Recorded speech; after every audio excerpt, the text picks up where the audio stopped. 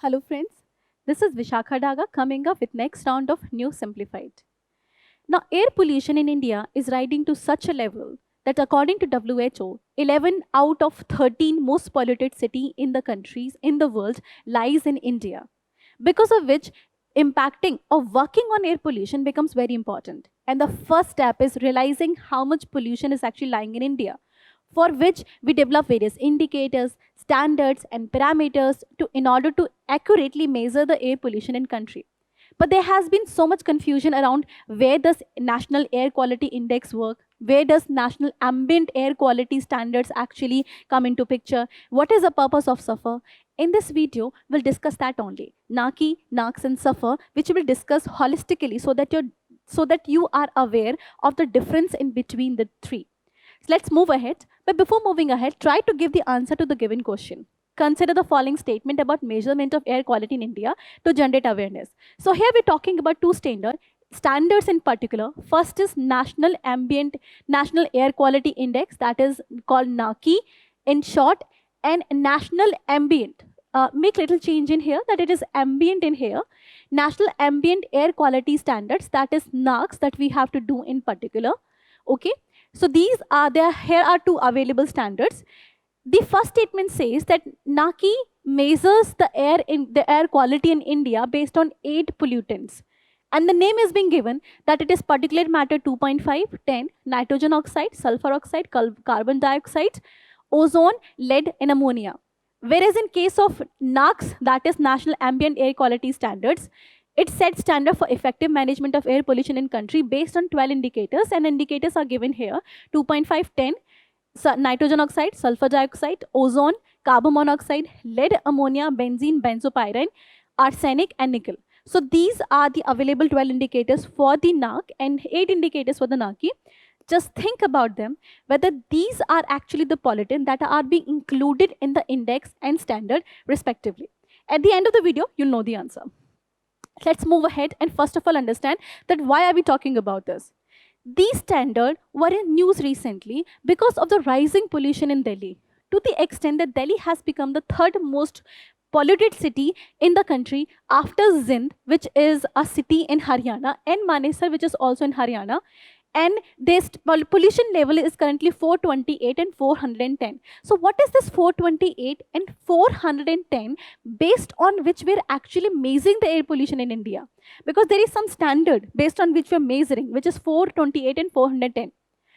Air pollution in Delhi has risen to such a level that CPCB is saying that PM 2.5, which is one of the greater pollutant, has risen 3 times the level that is permissible. It is not just like 50%, 100%, 3 times rise beyond the permissible level. So we need to work on it.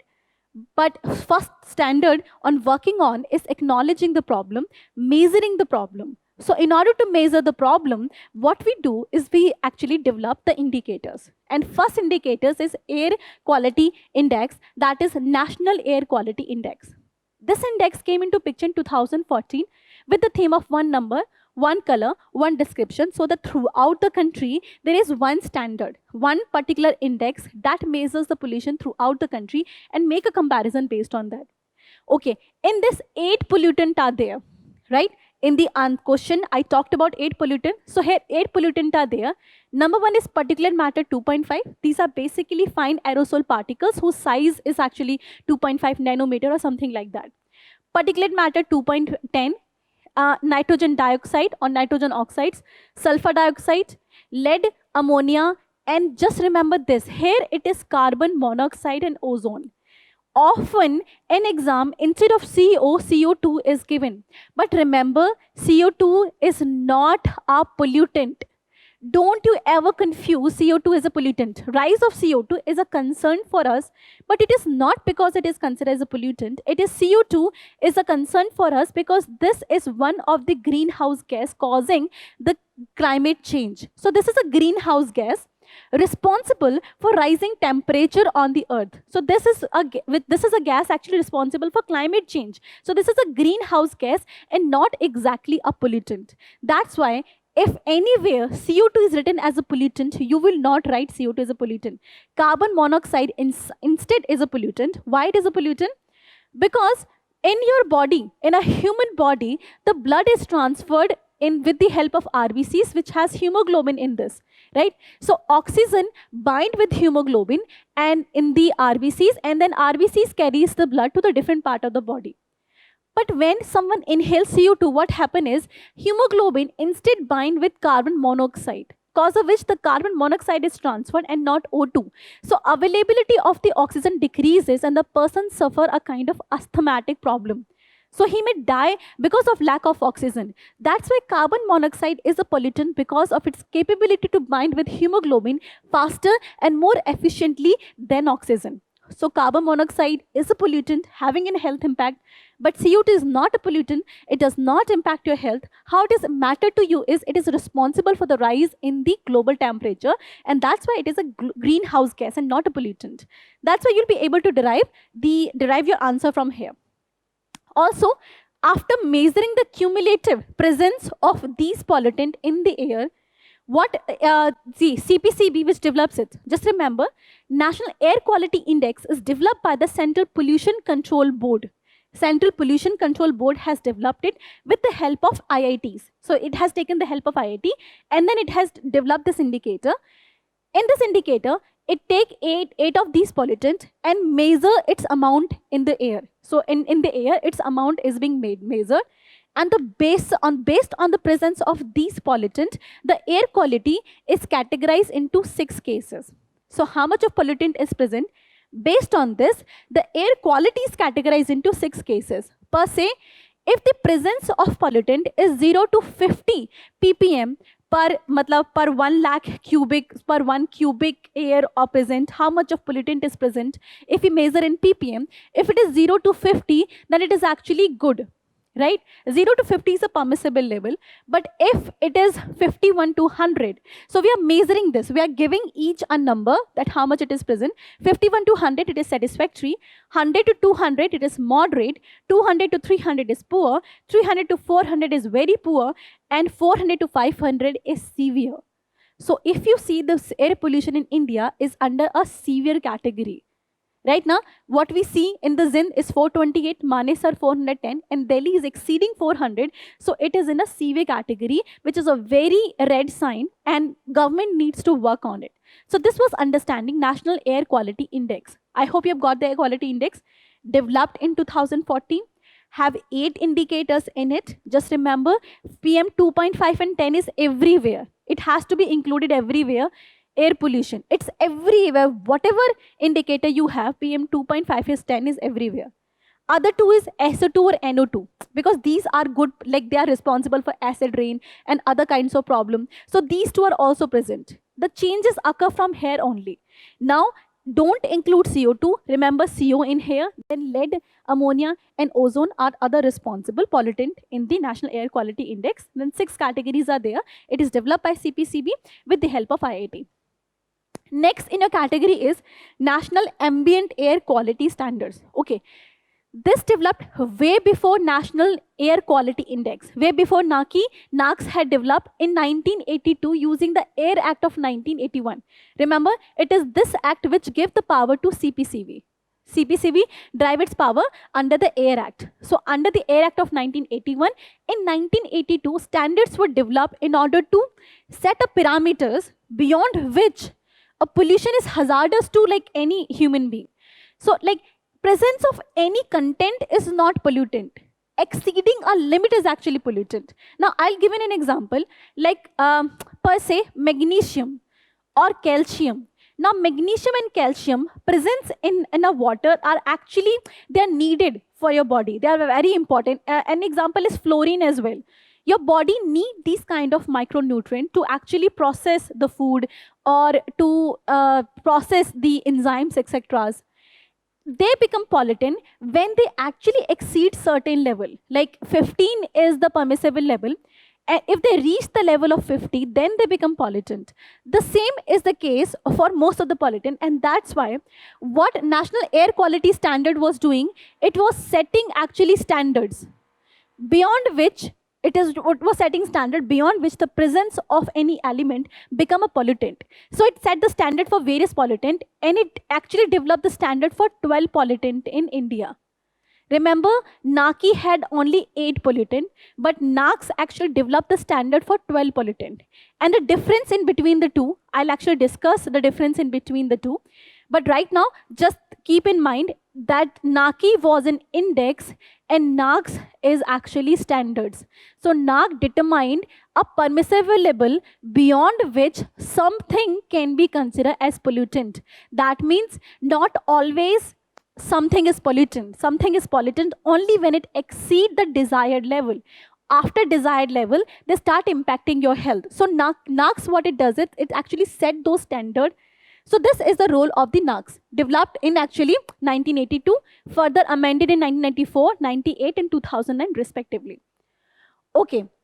What NACS does is, after developing the standard, so this was monitored under the National Air Quality Program. These standards, after developing standards, they present its monitor under National Air Quality Program, which is also being implemented by CPCB. So we can see throughout, CPCB is playing a very major role in the development of indicators. So 12 pollutant, the 12 pollutant I discussed in here is PM 2.5, 10, NOx, CO2, SO2, NOx, SO, CO, ozone, ammonia, and lead. If you see, the 8 pollutants are same as NACI. So what you have to remember in here is that NACS, it's nothing, it is NACI plus 4 other pollutants, and those are basically benzene compound, including benzene, benzopyrene, 2 are benzene compound, and the rest are 2 metal, that is arsenic and nickel. So NACS is equals to NACI plus 4 other pollutant, benzene, benzopyrene, arsenic, and nickel. This is what you're going to remember in here. That NACI had 12 pollutant, but NACS had 8 pollutant. Now, let's actually discuss the difference in between the two. So if we actually see the difference in between the two, the first is time of origin. It developed in 2018. This developed in 1982. First is time. Second is the function it performs. Both are responsible to measure the air quality, but one is index. That means it measures the amount present. It measures the amount present, right? Whereas NACS, what it does, it set the standard of permissible level. That means beyond which, if it's certain threshold level, it set a certain threshold level beyond which something will be called pollutant. So this is the first step. In order to develop NACI, NACS has to be developed. So NACS developed the standard that is beyond 10, beyond 15, beyond 20, something is pollutant. After that, it actually start measuring. NACI measures the amount of pollutant in India. So this develops the standard, and this then not measure the amount of pollutant in the country. This is the major difference in between the two, that is time. Also, NACI is relatively easy because NACS was actually very difficult to understand, because of which the NACI came into being. So third is ease of understanding. NACI is relatively easy to understand. So this is the major difference. And the last difference is of pollutant. This include 8 pollutant, whereas this include 8 plus 4 extra. So these are the difference in between index and standard. One would develop in 2014, other in 1982. One is a standard, one is index, which measures the amount. Third is a standard, which set the threshold level. Next is index is relatively easy, standard is not easy. And the last one is that the number of pollutant in index is 8, whereas number of pollutant in standard are 12. So these are the difference in between the two standards. Let's move ahead and let's understand now SAFER. SAFER, which is actually a short form of System of Air Quality and Weather Forecasting and Research. It is actually, SAFER here is different from both NACI and NACS because it just does not measure only pollutant, but also measure the weather parameters. SAFER is very holistic because it not only measures the pollutant, but also weather parameters as well, like what is the temperature, wind speed, precipitation, that is how much rain has taken place. SAFER measures all of this. the weather parameters and pollutant. Here some are common like 2.5, 10, O3 or CO, NOx, CO2. These are common. Then mercury is there, benzene is there, toluene and xylene in there. So these four are different. Benzene, toluene, xylene and mercury, these are four different pollutants. So these, some of them are common, but then these four are different. And remember, here are 10 pollutants. Okay, so you should remember that Naki has 8 pollutant, NARCs have 12 pollutant, and Sulfur have 10 pollutant that it measures. And along with that, this not only measures the pollution but the weather conditions as well. So this is what you should remember. Okay, now let's move ahead and understand the functions of Sulfur. Sulfur is actually developed by the Indian Institute of Tropical Meteorology, Pune. It is operational with the Indian Meteorological Department, which is under Ministry of Earth Science.